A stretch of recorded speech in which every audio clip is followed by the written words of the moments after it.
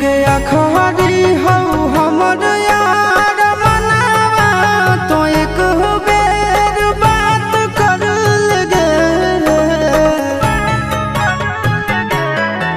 हो गया खरी हो हमर यार मनावा तो एक बेर बात कर लगे। हो गे सोना यारवा हो भरती पटनवा में आके मुलाकात कर लेगे। आगे सुना यारवा हो भरती पटनवा में आके मुलाकात कर लेगे।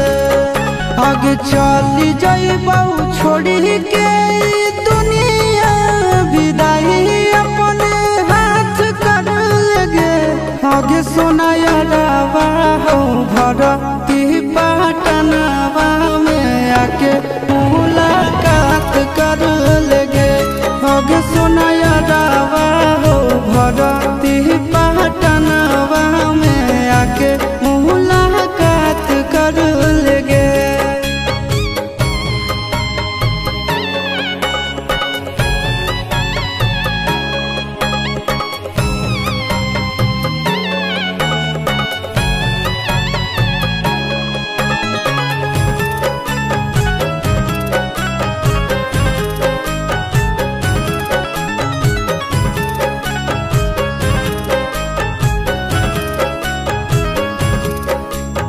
मरे घर पनिया पिलाई दी है जान गे।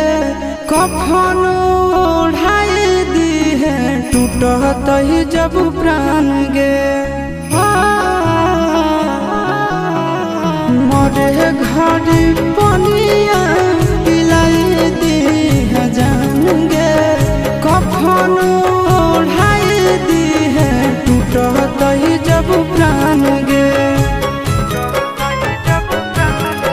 आगे हमारा से तोरा जाती प्यार होता भेंट साक्षात कर लगे।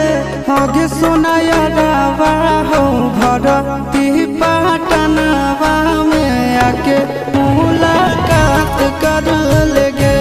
आगे सोना यारवा हो भरती पटनवा में आके मुलाकात कर लेगे।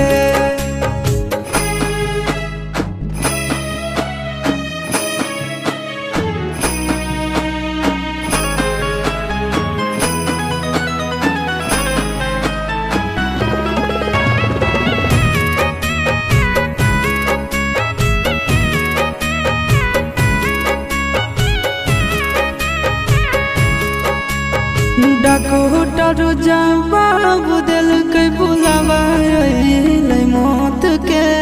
देखी के चेहरा जानू चल जाई है लौट के। डॉक्टर जवाब दिल के बुलावा मौत के। देखी के चेहरा जानू चल जाई है लौट के।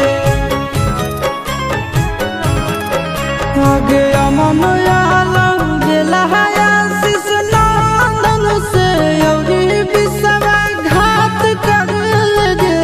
आगे सोना यारवा हो भरती पटनवा में आके मुलाकात कर लेगे। आगे सोना यारवा हो भरती